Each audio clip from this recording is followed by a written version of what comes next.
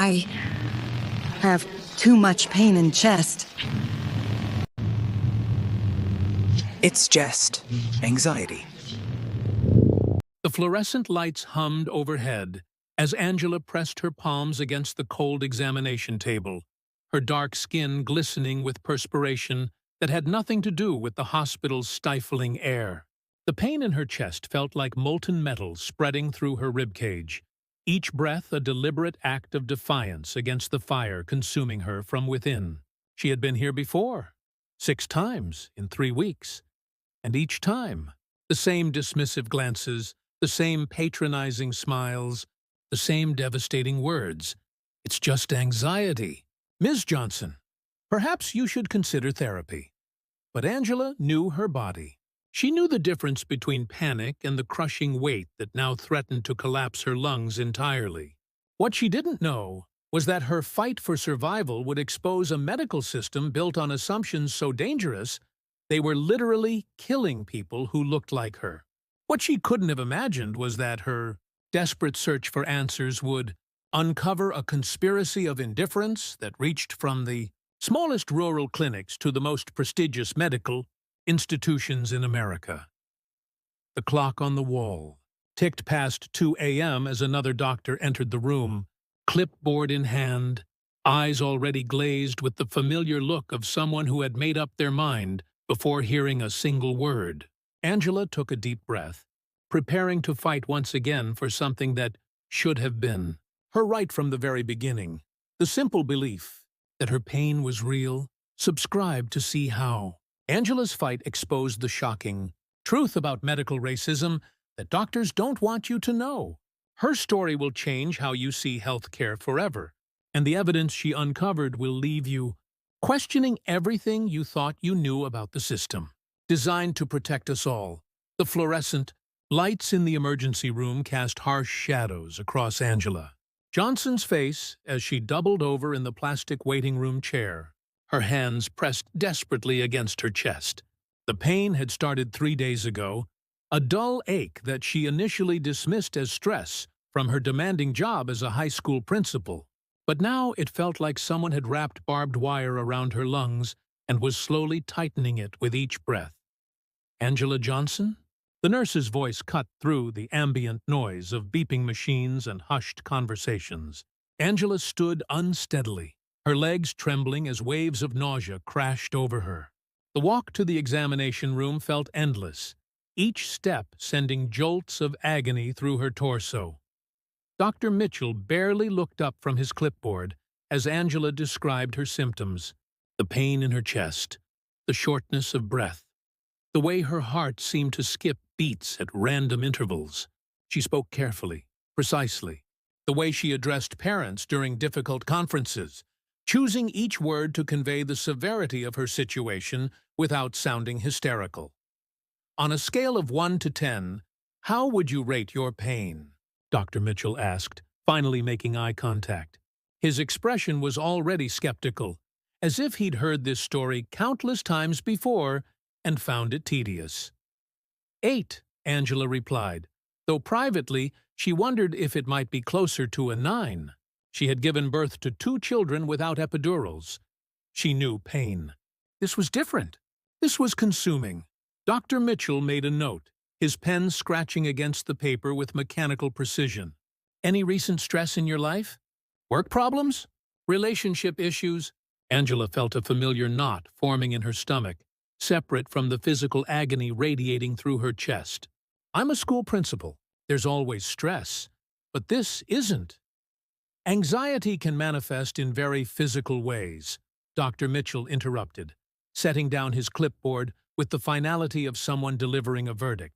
Especially in women your age, the chest pain, the heart palpitations, the difficulty breathing, these are classic anxiety symptoms. But I know what anxiety feels like, Angela protested, her voice stronger now despite the pain. I've had panic attacks before. This is different. This is physical. The doctor's smile was practiced, condescending in the way that made Angela feel like a child being dismissed by an adult. The mind is very powerful, Sometimes our bodies create symptoms to express emotional distress that we can't process mentally. I'm going to prescribe you something for anxiety, and I'd recommend following up with a therapist. Angela watched in growing disbelief as he scribbled on a prescription pad. No blood tests, no EKG, no imaging. Just a quick dismissal wrapped in medical terminology that made her feel foolish for coming to the hospital at all. The drive home was a blur of streetlights and tears. Angela gripped the steering wheel so tightly her knuckles ached, trying to convince herself that maybe the doctor was right. Maybe she was just stressed. Maybe her body was rebelling against the demands of her career. The pressure of being one of the few black administrators in her district. The constant need to prove herself worthy of the respect that seemed to come automatically to her white colleagues. But as she lay in bed that night, the pain throbbing with each heartbeat, Angela knew with absolute certainty that something was terribly wrong. What she didn't know was that her experience in that sterile emergency room was part of a pattern so pervasive, so deeply ingrained in the medical system, that it was claiming lives across the country every single day. The next morning brought no relief. If anything, the pain had intensified, spreading from her chest down her left arm with an ominous persistence that made her hands shake as she tried to apply her makeup.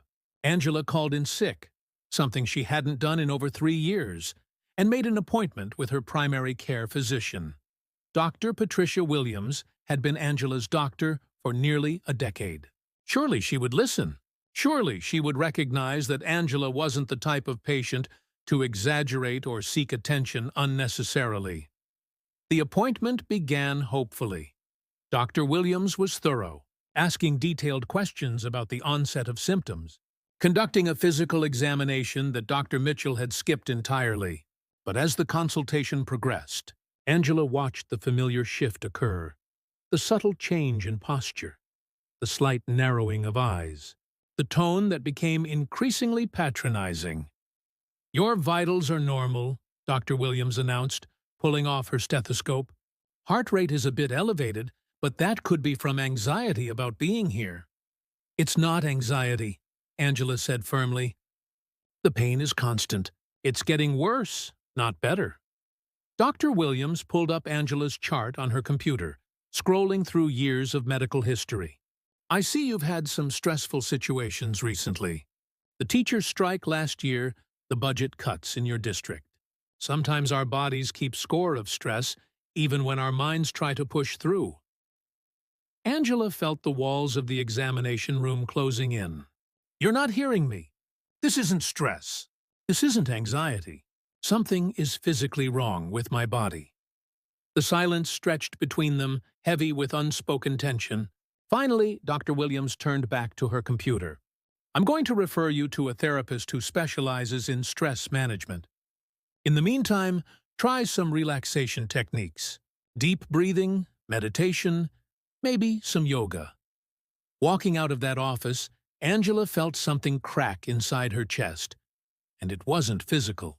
It was the sound of her faith in the medical system beginning to shatter.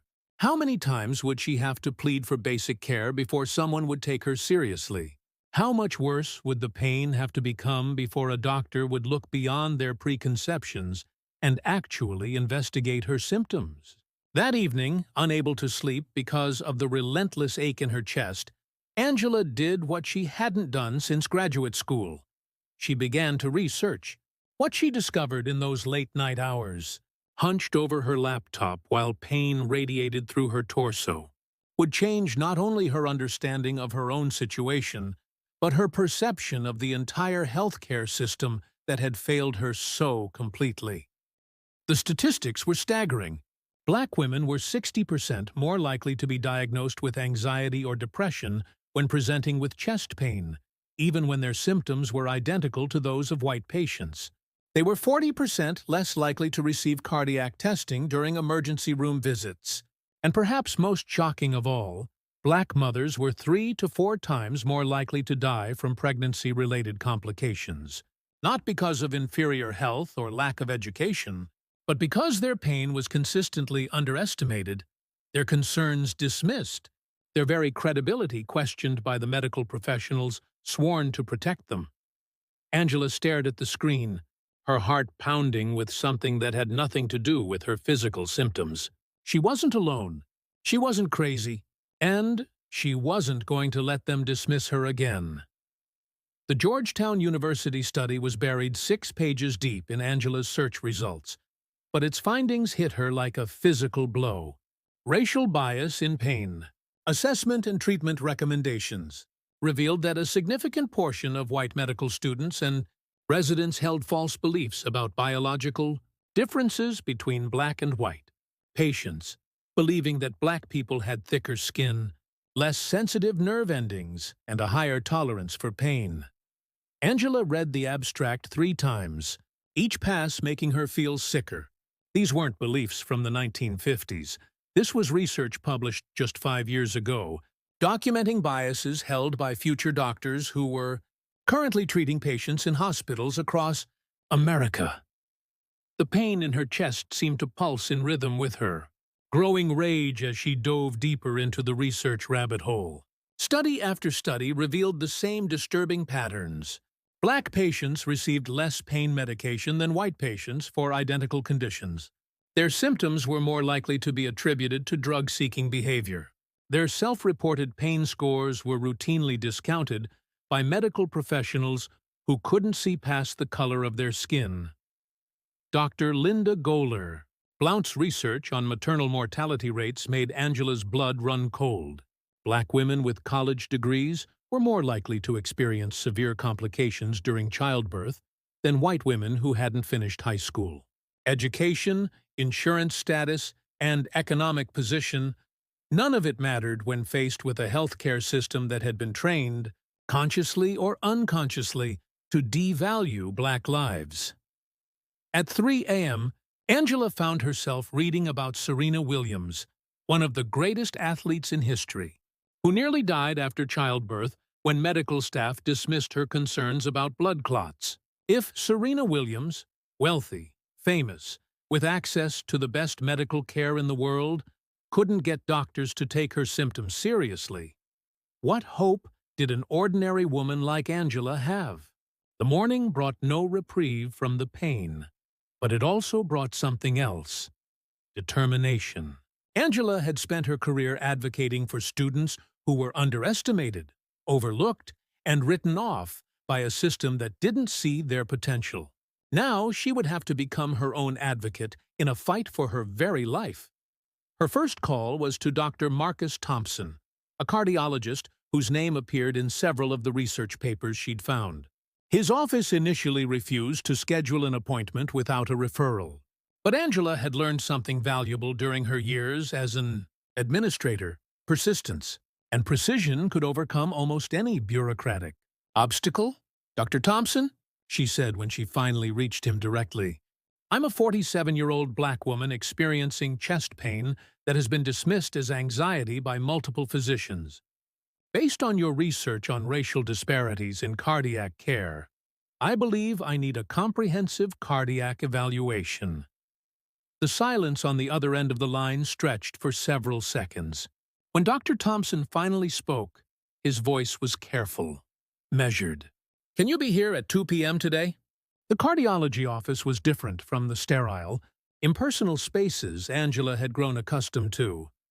Dr. Thompson, a tall black man with kind eyes and graying temples, listened without interrupting as she described her symptoms, her previous medical encounters, and her late-night research discoveries. "I want you to know," he said after she finished, "that your experience isn't unusual. It's documented, it's pervasive, and it's unconscionable." He pulled out a form for an EKG. "But more importantly, your instincts about your own body deserve respect and investigation." The EKG was abnormal. Angela stared at the wavy lines on the printout, her heart simultaneously sinking and soaring.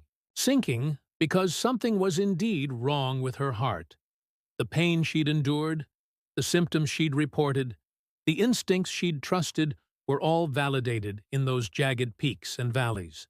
Soaring because, finally, Finally, someone believed her. "I'm scheduling you for an echocardiogram and a stress test," Dr. Thompson said, his expression grave. "These abnormalities suggest possible coronary artery disease. If you had been my patient from the beginning, we would have caught this weeks ago." The weight of those words settled over Angela like a heavy blanket. Weeks ago, before the pain had intensified, before the sleepless nights and the growing fear that something inside her was slowly breaking down, before the psychological trauma of being repeatedly dismissed and gasped by medical professionals she had trusted with her life. "How many others?" she asked quietly. "How many other black women are walking around with undiagnosed heart conditions because doctors assume we're just anxious or dramatic?" Dr. Thompson's jaw tightened. "Too many. Far too many." The stress test results were conclusive. Angela had significant blockages in 2 of her coronary arteries, a condition that required immediate intervention and could have killed her if left untreated. The medication prescribed for her anxiety wouldn't have touched the real problem slowly strangling her heart. Sitting in Dr. Thompson's office, holding the test results that proved her instincts had been right all along, Angela felt a complex mixture of vindication and fury. She was relieved to finally have answers, but the rage burning in her chest had nothing to do with blocked arteries and everything to do with a system that had nearly let her die because it couldn't see past the color of her skin to the human being. Fighting for her life. "What happens now?" she asked.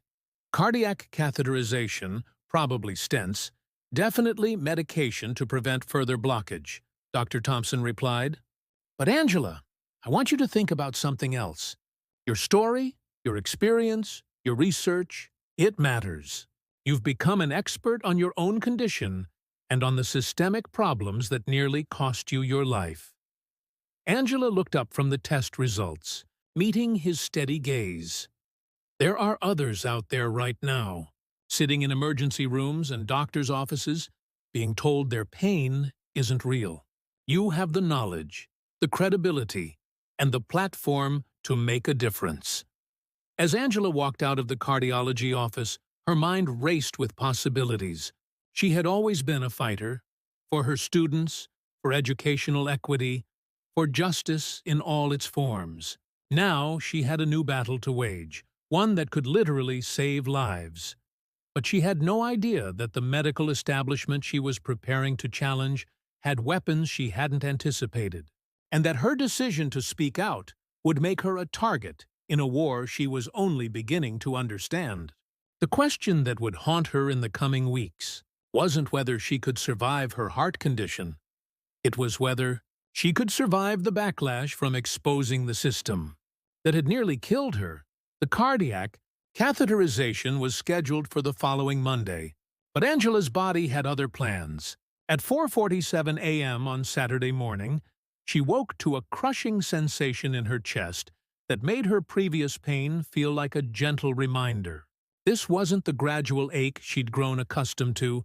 This was her heart screaming for help in a language that no doctor could dismiss or misinterpret. Her hands shook as she dialed 911, the phone slipping against her sweat-dampened palm. "I'm having chest pain," she managed between gasps.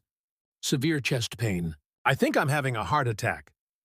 The paramedics who arrived at her house were efficient, professional, and most importantly, they didn't question her pain. The EKG monitor in the ambulance showed exactly what Angela had feared, and what Dr. Thompson's tests had predicted. Her heart was in crisis. "We're taking you to Memorial Hospital," the lead paramedic said, starting an IV with practice precision. "It's the closest cardiac center, Memorial Hospital." The same place where Dr. Mitchell had dismissed her pain as anxiety just 2 weeks earlier. Angela would have laughed at the irony if she hadn't been, fighting for every breath. The emergency room that had once felt like a place of dismissal now buzzed with urgent activity around her. Stretcher. Dr. Sarah Coleman, the attending cardiologist, took one look at Angela's EKG and immediately began barking orders to the cardiac team. "Get me a cardiology consult now. Prep the cath lab. This is a STEMI. We need to move fast. STEMI. ST elevation myocardial infarction. The words that Angela had researched during her sleepless nights now applied to her own medical chart. She was having the kind of heart attack that killed people, the kind that required immediate intervention to prevent permanent damage or death. As they wheeled her toward the catheterization lab, Angela caught sight of Dr. Mitchell in the hallway. Their eyes met for a brief moment, and she saw something flicker across his face. Recognition, and perhaps for the first time, genuine concern. The procedure felt surreal, like watching someone else's medical emergency unfold on a television screen. Angela remained conscious throughout the cardiac catheterization, watching on the monitor as Dr. Coleman navigated a tiny wire through her coronary arteries, revealing blockages so severe that the cardiologist audibly gasped. "How long have you been having chest pain?" Dr. Coleman asked, her voice tight with concentration as she worked to place the first stent. 3 weeks, Angela replied, her voice hoarse from the breathing tube. "I've been to the ER multiple times. They kept telling me it was anxiety." The silence in the catheterization lab was deafening. Angela could see the faces of the medical team above their masks, could read the uncomfortable recognition in their eyes. They all knew what this meant. They all understood the implications of a woman lying on their table with life-threatening blockages that should have been caught weeks ago. Dr. Coleman placed 3 stents during the procedure, opening arteries that were 85%, 70%, and 90% blocked. "Another few days," she told Angela in recovery, "and we might have been having a very different conversation." The recovery room became Angela's classroom for a crash course in institutional damage control. Hospital administrators appeared at her bedside with concerned smiles and carefully worded apologies that avoided any admission of wrongdoing. Risk management specialists asked probing questions about her satisfaction with her care, clearly fishing for information about potential legal action. But it was the visit from Dr. Mitchell that crystallized everything for Angela. He appeared at her bedside on Sunday evening, his usual confidence replaced by something that looked almost like shame. "I wanted to check on how you're doing," he said, his hands fidgeting with the clipboard he wasn't using. Angela studied his face, seeing him clearly for the first time without the haze of pain and desperation that had clouded their previous encounters. "I'm alive," she said simply. "No thanks to you," Dr. Mitchell's jaw tightened. "Look, I understand you're upset, but chest pain in women your age is usually—" "Usually what?" Angela's voice was stronger now, fueled by a combination of righteous anger and the certainty that comes from nearly dying. "Usually not worth investigating? Usually not worth basic cardiac testing? Usually dismissed because women like me are just anxious or dramatic?" "That's not—" Dr. Mitchell began, but Angela cut him off. "I had 3 arteries that were critically blocked. 3. Any one of them could have killed me. But you were so convinced that a black woman complaining of chest pain must be seeking attention that you didn't even order an EKG." Angela's heart monitor began beeping faster, responding to her elevated pulse. "How many others? How many other women have you sent home to die because their pain didn't fit your assumptions?" Dr. Mitchell backed toward the door, his face flushed. "I followed standard protocols. Your presentation was consistent with anxiety." "My presentation was consistent with a heart attack," Angela said, her voice deadly quiet. "The only thing that wasn't consistent with your expectations was the color of my skin." After he left, Angela lay in the hospital bed staring at the ceiling, her mind working through the implications of everything that had happened. She could have died. She nearly did die. And it wasn't because of some rare condition or unavoidable medical emergency. It was because multiple doctors had looked at her and seen their assumptions instead of her symptoms. The social worker who visited Monday morning was a young, white woman with kind eyes and a gentle manner that couldn't quite mask her discomfort with the conversation. She'd been sent to have Mrs. Johnson, I understand you've had some concerns about your care, she began carefully. Concerns? Angela's laugh was hollow. That's what we're calling it when a hospital nearly lets someone die from treatable conditions? I want you to know that Memorial Hospital is committed to providing excellent care to all our patients, regardless of— Regardless of what? Angela interrupted. Race? Because let's be clear about what happened here. I came to your emergency room multiple times with classic heart attack symptoms, and your doctors dismissed me as an anxious black woman who couldn't handle stress. The social worker made notes on her tablet, her discomfort growing more obvious by the minute. Would you be interested in speaking with someone from our patient advocacy department? Angela felt something crystallize inside her chest. Not physical pain this time, but a sense of purpose that was both terrifying and exhilarating. What I'm interested in is making sure this never happens to anyone else. That evening, alone in her hospital room with her laptop and a determination forged by 3 weeks of dismissed agony and a near-death experience, Angela began to write. Not just about her own experience, but about the research she'd uncovered, the patterns she'd identified, and the system that had nearly claimed her life. Her story, titled, I Nearly Died Because Doctors Couldn't See Past My Black Skin, would go viral within hours of being posted. But Angela had no way of knowing that her decision to speak truth about medical racism would make her a target of forces far more dangerous than blocked arteries. The article exploded across social media like a match thrown into gasoline. Within 48 hours of Angela's discharge from the hospital, her story had been shared over 100,000 times, with comments pouring in from women across the country sharing their own experiences of medical dismissal and diagnostic delays. Medical racism kills began trending on Twitter, and Angela's phone rang constantly with interview requests from news outlets, medical journals, and advocacy organizations. But, along with the support, came something Angela hadn't anticipated: a carefully orchestrated campaign to discredit her story and protect the reputation of Memorial Hospital and the doctors involved. It started subtly. Anonymous comments on her article questioning her medical knowledge, suggesting that she was exaggerating her symptoms, implying that she was trying to profit from playing the race card.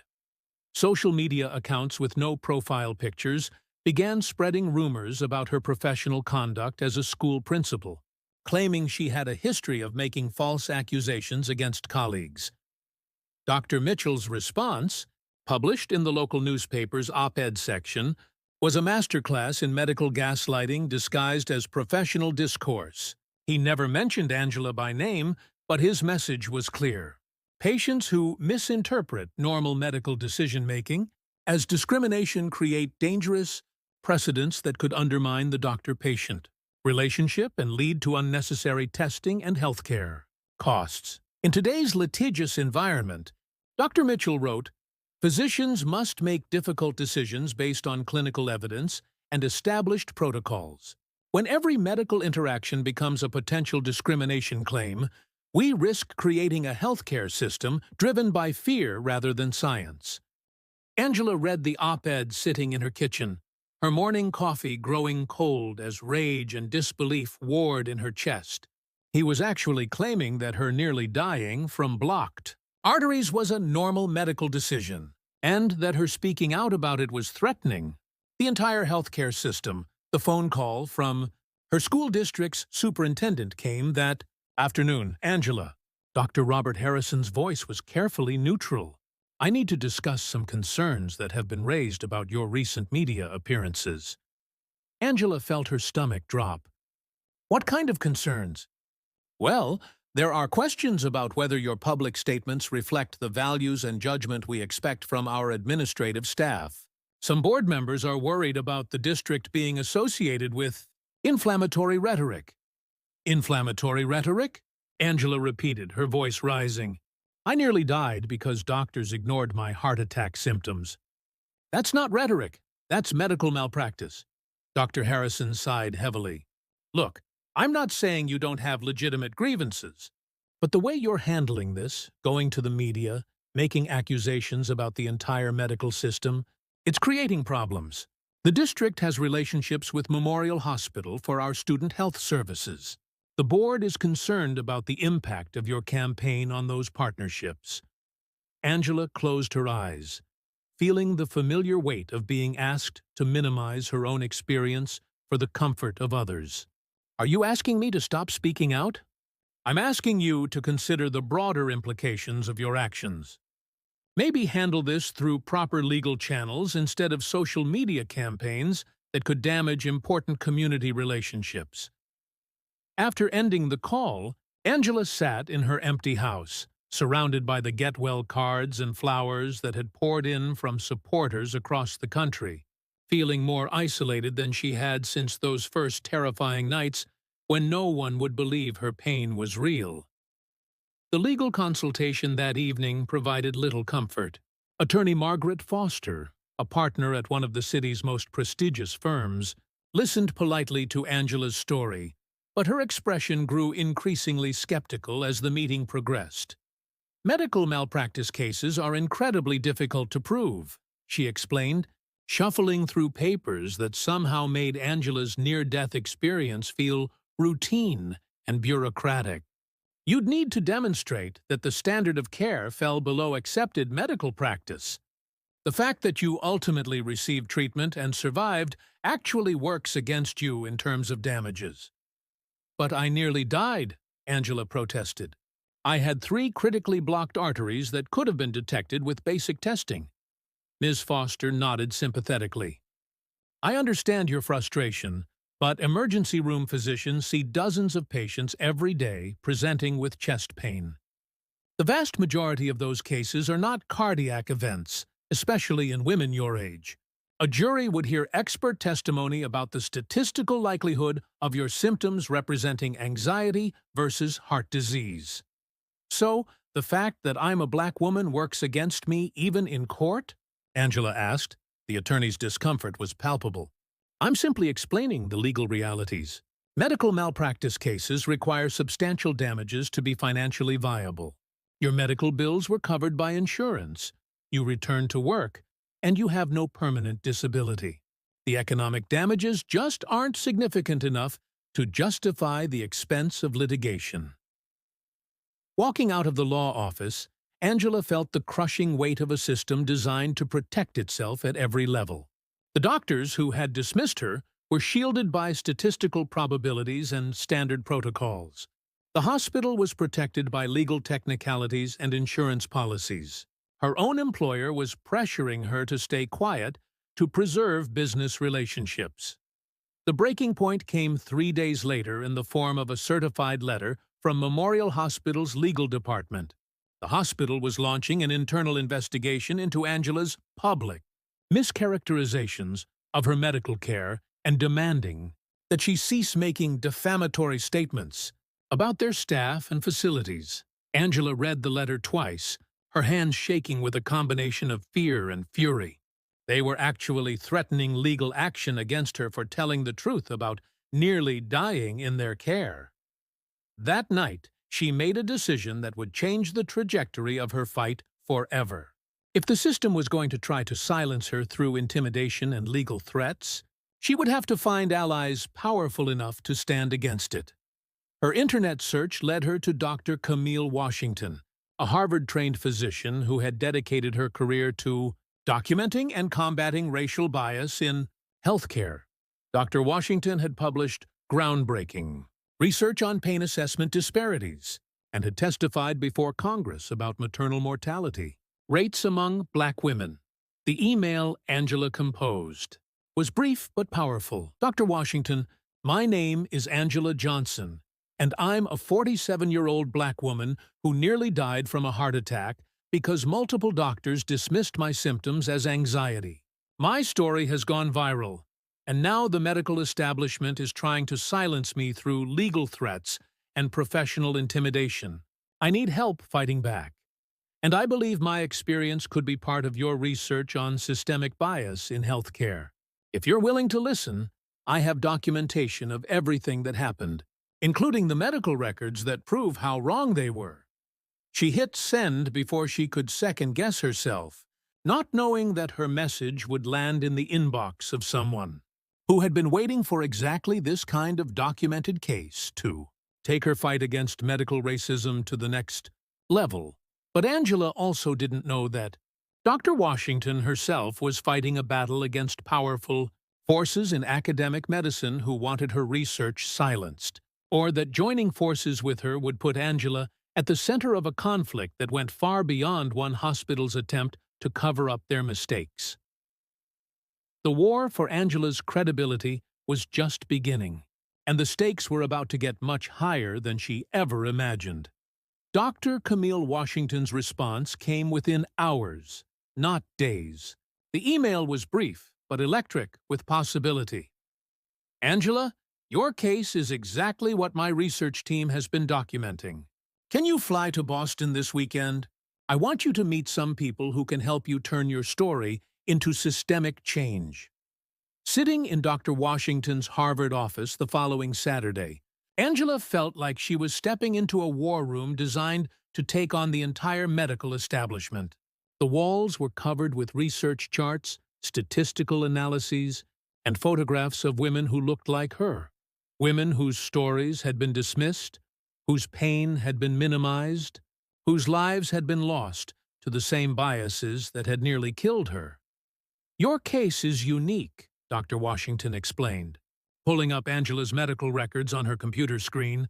Not because of what happened to you, unfortunately, that's all too common, but because you have complete documentation of the bias and the near-fatal outcome.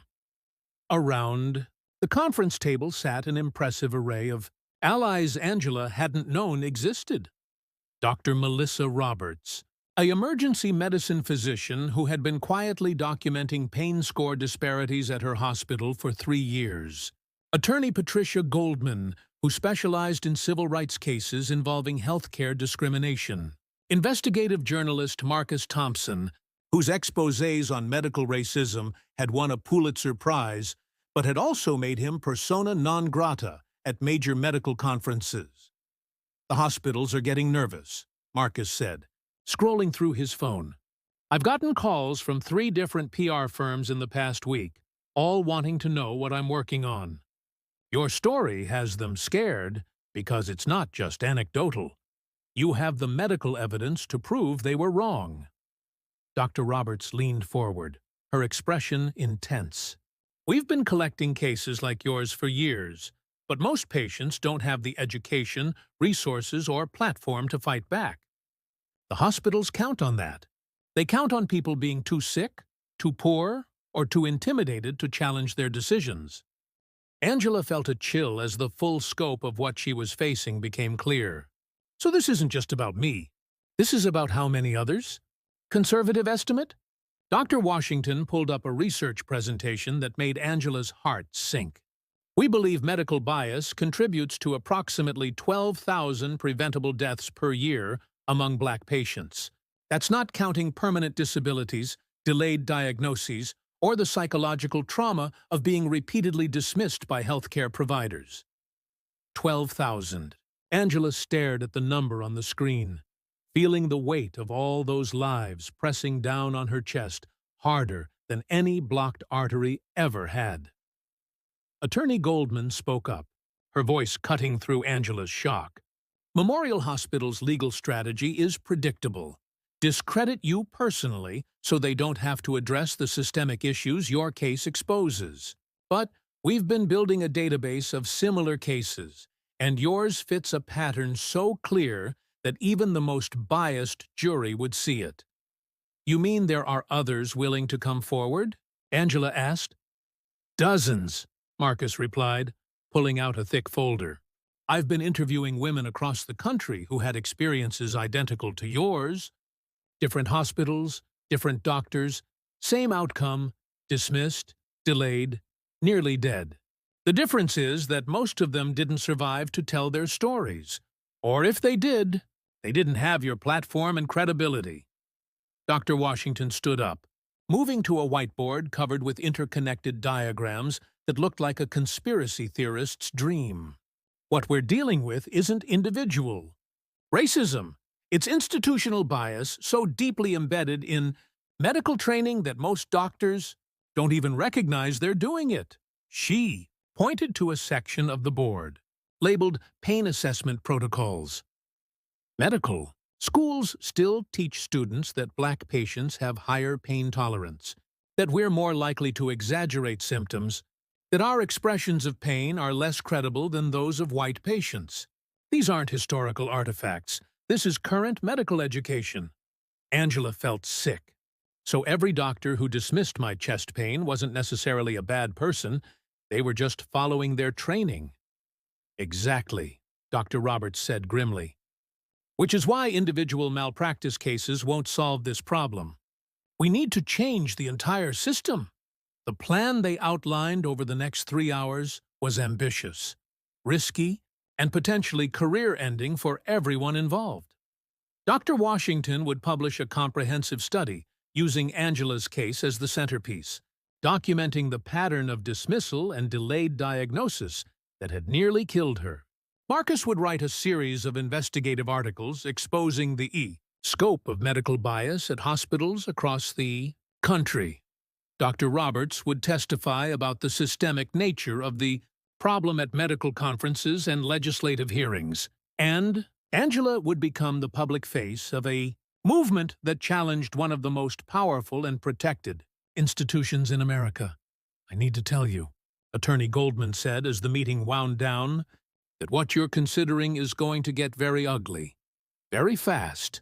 The medical establishment has unlimited resources and a vested interest in protecting the status quo. They'll come after your credibility, your career, your family, anything they can use to discredit your story. Angela thought about the threatening letter from Memorial Hospital, the pressure from her school district, the anonymous social media attacks that had already begun. They're already doing that. This will be different, Goldman warned. Professional, coordinated, relentless. Are you prepared for that? Angela looked around the room at the faces of people who had dedicated their careers to fighting the same battles she was just beginning to understand. 3 weeks ago, I was prepared to die because no one would listen to me. Now I have a chance to make sure that doesn't happen to anyone else. Yes, I'm prepared. But even as she said the words, Angela couldn't have imagined the forces that were already mobilizing against her, or the personal cost of challenging a system that had billions of dollars and centuries of tradition invested in maintaining the status quo. The coordinated attack began the following Monday. Angela's school district received anonymous complaints about her unprofessional conduct and divisive rhetoric. Local news outlets ran stories questioning the accuracy of her medical claims, featuring interviews with anonymous doctors who suggested she was misrepresenting standard emergency room protocols. Medical societies issued statements, defending the dedicated professionals being unfairly attacked by inflammatory accusations. Breaking point came when Angela's own medical records were mysteriously leaked to a blogger who specialized in debunking medical malpractice claims. The blogger, whose website was funded by medical insurance companies, published a detailed analysis of Angela's case, arguing that her doctors had followed appropriate protocols and that her heart attack could not have been predicted based on her initial presentations. Reading the blog post, which twisted her near-death experience into evidence of proper medical care, Angela realized she was fighting an enemy with resources and reach far beyond what she had imagined. But she also realized something else. They were scared.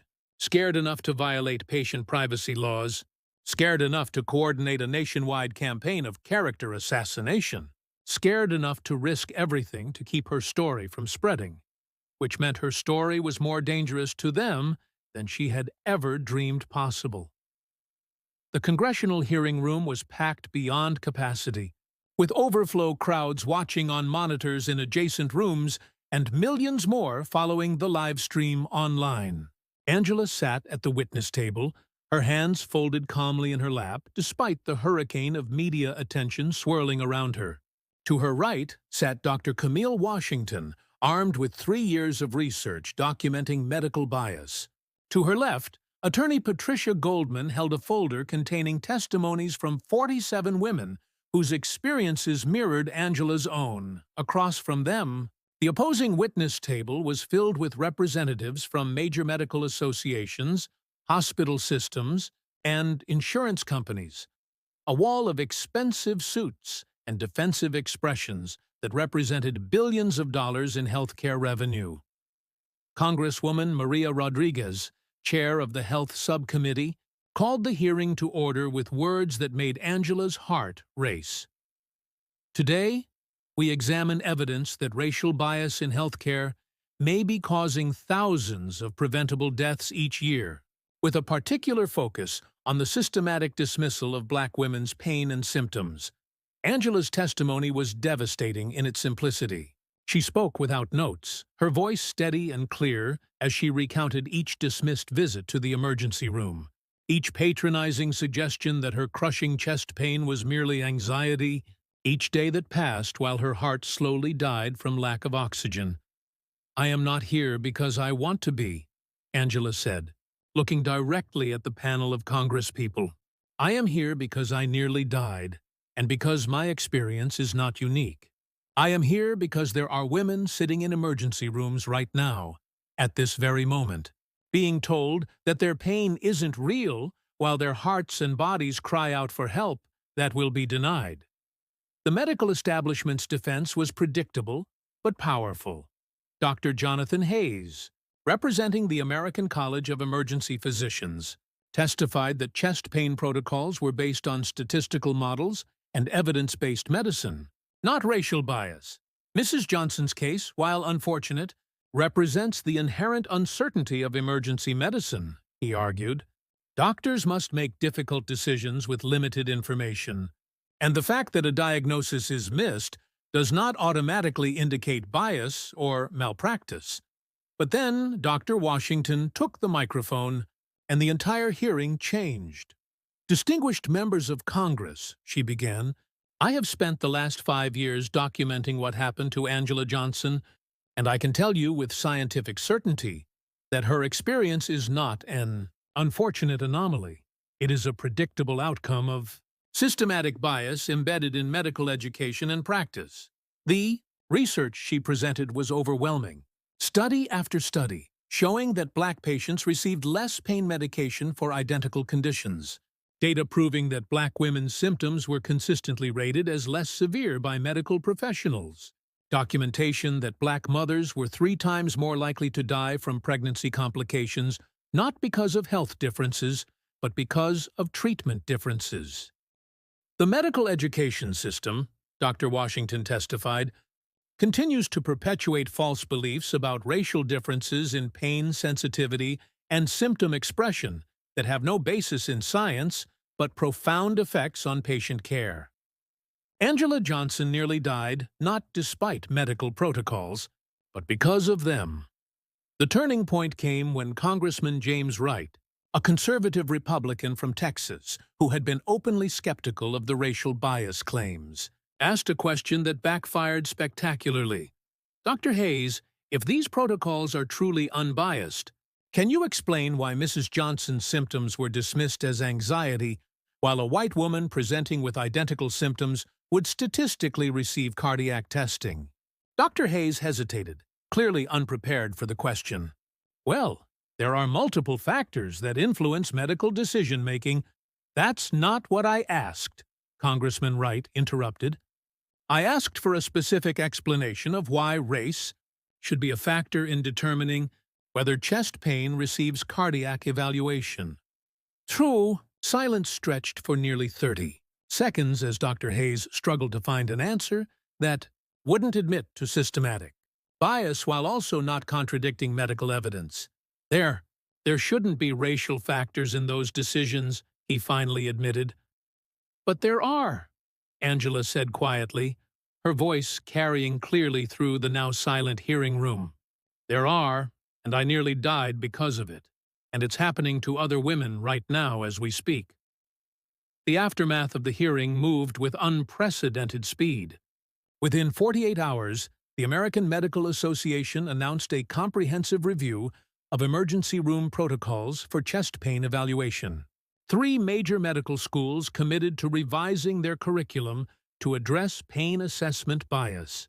Memorial Hospital settled Angela's lawsuit for an undisclosed amount that reporters estimated in the 7 figures, but the victory that meant the most to Angela came in the form of a phone call from Dr. Marcus Thompson, the cardiologist who had finally taken her symptoms seriously. "I wanted you to know," he said, "that we've seen a 300% increase in cardiac testing for Black women presenting with chest pain since your hearing. The Angela Johnson protocol is being implemented at hospitals across the country." Angela sat in her kitchen, the same place where she had first researched her symptoms during those terrifying sleepless nights, and felt something she hadn't experienced in months: peace. The phone rang constantly now, with interview requests and speaking invitations from medical schools, advocacy organizations, and healthcare systems that wanted to reform their practices. Angela had become a national figure, her story a catalyst for changes that would save thousands of lives. But late at night, when the media attention died down and the house grew quiet, Angela would sometimes touch her chest where the stents remained, permanent reminders of how close she had come to becoming another statistic in the long, shameful history of medical bias. She thought about all the women who hadn't survived to tell their stories, whose voices had been silenced not by blocked arteries, but by blocked minds and closed systems that couldn't see past the color of their skin to the human beings fighting for their lives. Angela had survived, and she had fought back, and she had won changes that would protect others. But the victory felt incomplete, because for every Angela Johnson who lived to expose the system's failures, there were countless others who died in silence, their pain dismissed and their lives forgotten. The fight was far from over. Medical racism was too deeply embedded, too systematically protected, too profitable for too many people to be eliminated by one congressional hearing or one viral story. But something fundamental had shifted. The silence had been broken. The evidence was undeniable, and the women who had suffered and died in that silence finally had a voice. Angela returned to her job as a school principal, but she also began accepting speaking engagements at medical schools and hospitals across the country. She started a foundation dedicated to documenting medical bias and supporting patients who faced dismissal of their symptoms. She worked with legislators to pass laws requiring implicit bias training for medical professionals. Most importantly, she made sure that every woman who reached out to her with a similar story knew that she was not alone, that her pain was real, and that she had the right to demand the medical care that could save her life. The fluorescent lights in examination rooms still hummed. Doctors still made snap judgments based on appearance and assumption. The system that had nearly killed Angela Johnson continued to operate much as it always had. But now it operated under scrutiny. Now it faced consequences. Now the voices of Black women in pain could not be dismissed as easily, because everyone knew what happened when they were, and everyone knew that Angela Johnson was watching, ready to fight back. The war against medical racism was far from won, but the battle that had started in a sterile emergency room with a woman desperately begging to be believed had evolved into a movement that would save lives for generations to come. And in the end, that made every moment of pain, every dismissed symptom, every fight for credibility worth the devastating cost of nearly dying to expose a system that had forgotten its most fundamental promise. First, do no harm.